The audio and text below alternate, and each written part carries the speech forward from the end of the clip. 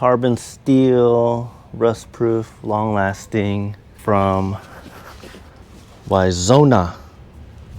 This got some weight to it. This weighs like 60 pounds, 65 pounds. So hopefully it's what it is. So that is a roof rack for my 23 4Runner TRD off-road.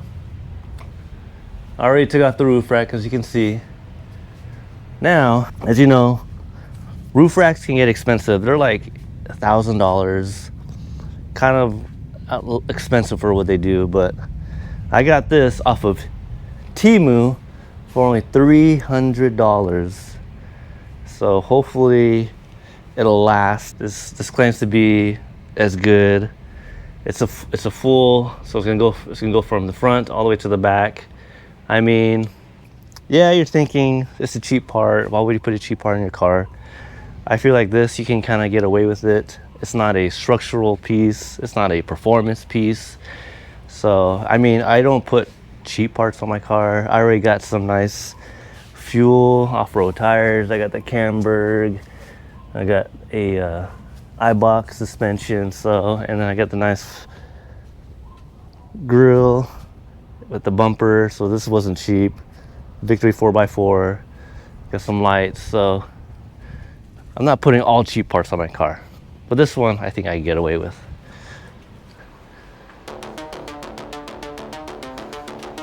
See, it's not too bad, right? All right, let's go. Let's unbox this.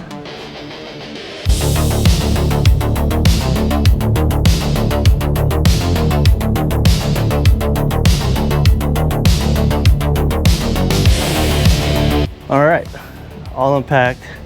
Came with these 8 crossbars, pretty nice. Has like a really nice rough texture on them. The 2 sides, so this is probably the front side, the rear side. Comes with 2 of them, the front plate. Hopefully all the hardware is here. I've seen some comments saying it's missing hardware. This looks pretty complete. 100 different washers and different bolts. And instructions.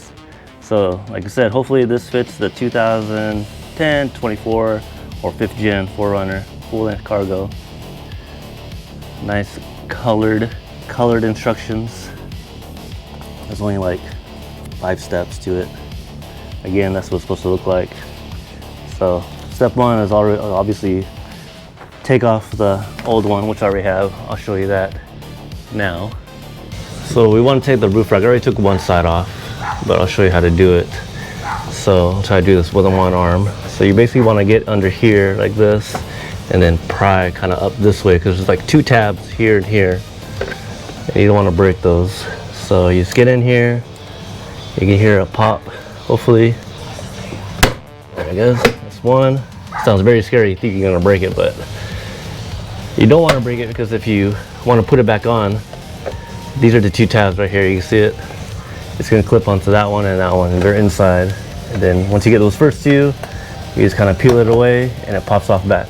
See, these are the 2 tabs right there, like that and that. So you just pop those first 2 and you pull it off, and then the 2 tabs on the back will just release. Then there's these 2 12mm bolts. I won't use like a power tool for it. I just like do it by hand. So I just kind of loosen one side, then loosen one side, kind of go back and forth. I'll show you that. There you go. So again, just get a 12mm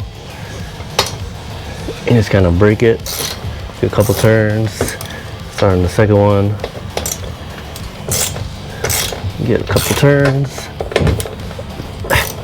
And you can see how it's kind of like on one plane. See, if you loosen one, the other side will move. Because it's on one bracket under here.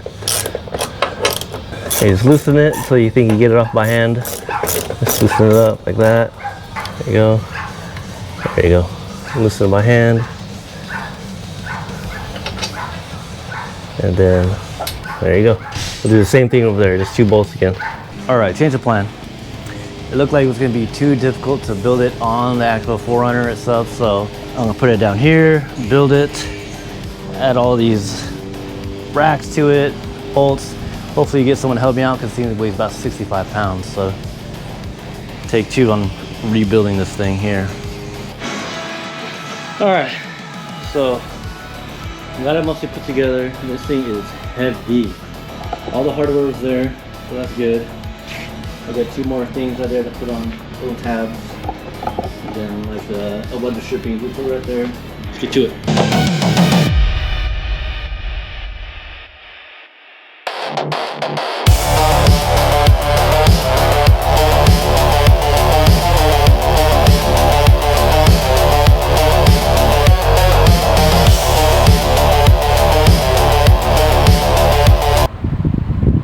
Yeah, all right, so here it is.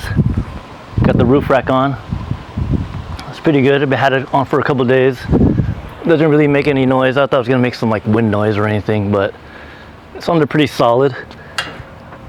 Now, I'm gonna use this mainly for like recovery gear, maybe some packs. Not a tent though, because tent, for one thing, they're expensive. And I don't know if I trust these that little flimsy metal there, but it's on there pretty nice. And then see, it has like a cutout on the top, has like these little tabs right here. It's about 42 inches, so I'm gonna try to find a 40 inch light bar for that.